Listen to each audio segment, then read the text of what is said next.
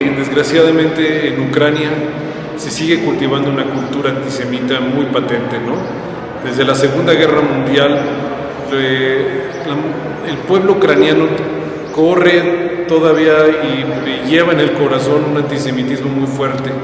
Hubo muchísimos colaboradores ucranianos que colaboraron con los nazis a partir de la invasión de Barbarossa en junio del 41, colaboraron como los guardias, como gente, cuerpo élite y gente que colaboró con ellos para exterminar judíos en campos de concentración, algunos, y mucho en campos de exterminios, ¿no? He viajado extensamente por Ucrania y lo sientes cuando caminas entre las diferentes ciudades.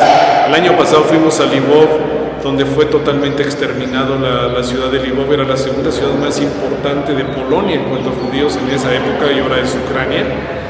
Y siguen colaborando, o sea, siguen en ese sentido muy antisemitas.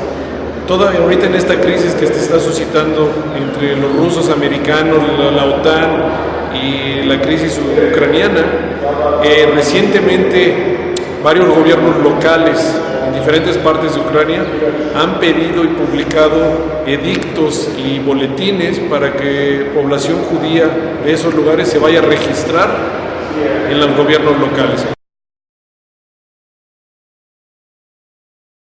Pues no es falsa, porque hasta el presidente Obama en una conferencia de prensa y Kerry, el secretario de Estado, la denunció. Entonces, claro, los que le escriben a raíz de la luz van a decir que es falsa, pero es parte de todo el sentimiento antisemita que existe en Ucrania, ¿no? Pues será propaganda rusa, ¿no? El hecho de que se publique en las calles y ni tanto los proseparatistas ni los gobiernos ucranianos la denunciaron. Entonces, ¿tú consideras que sí existe un antisemitismo? No, yo creo que se siente y es muy fuerte. Lo que pasa es de que los ucranianos están explotando lo que le llaman hoy en día necroturismo, ¿no?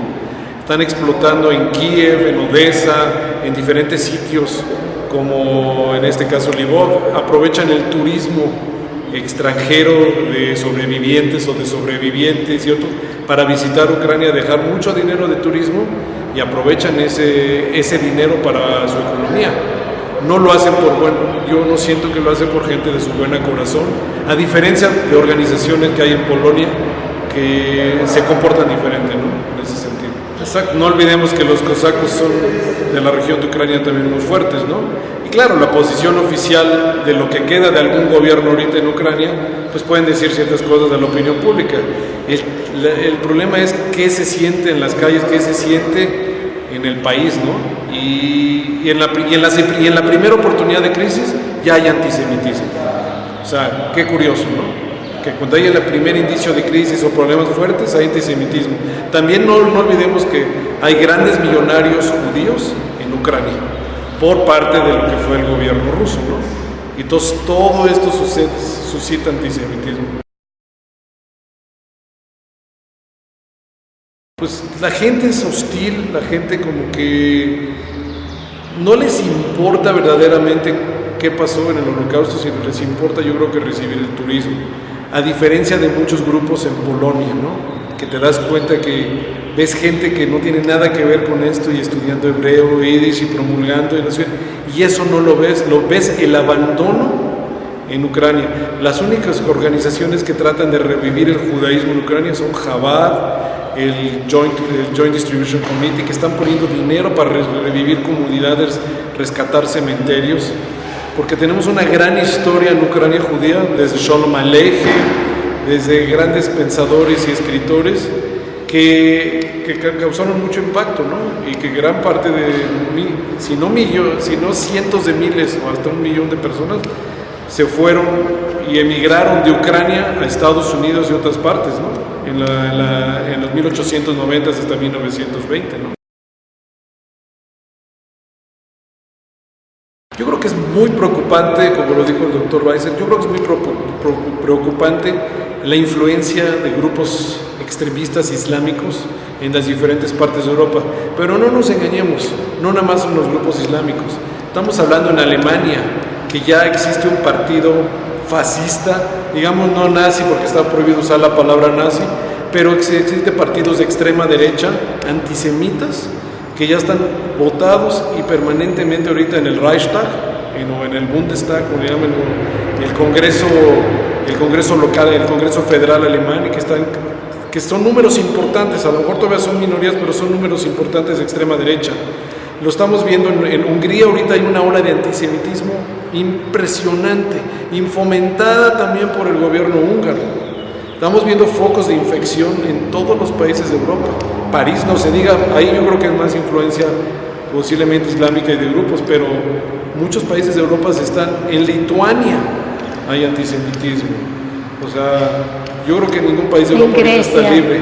Grecia, o sea, yo creo que es un problema de nacionalismo resurgente en Europa que crea estos resurgimientos de antisemitismo, ¿no? Pero no nada más es islámico, yo creo que hay que poner mucha atención, que hay muchos grupos.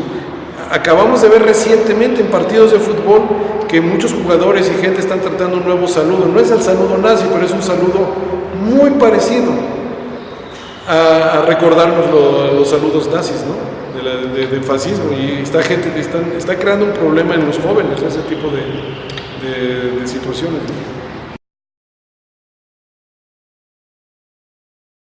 ¿Qué sucede en nuestro país?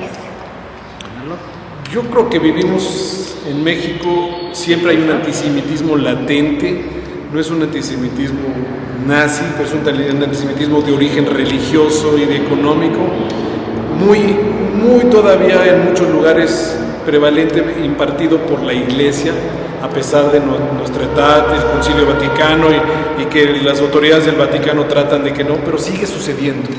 Hay un antisemitismo latente, pero no es virulento todavía, yo creo que es por épocas. Hoy en día no lo vemos tan fuerte. El apoyo del gobierno en ese sentido es importante. La Asamblea Local del Distrito Federal trató ya de legislar sobre el antisemitismo y sobre el uso de la palabra nazi, ¿no?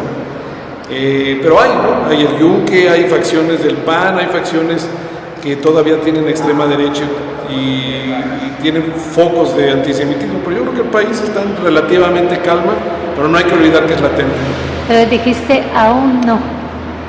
Pues aún no, porque... ¿Qué piensas que vaya a pasar? No, yo no creo, pero las condiciones mundiales cambian, las condiciones de los países cambian. Hoy en día tenemos armonía, mucha cooperación con el gobierno, mucha gente, muchos judíos trabajando en el gobierno, hay una cooperación industrial. Aún no, porque no hay que olvidar que puede suceder, ¿no? Yo creo que la amenaza es que no hay que bajar la guardia y siempre estar atentos y vigilantes a que no surjan y se resurjan movimientos, ¿no? Pero, creo que está la situación bastante calmada en México como para estar vigilantes, ¿no?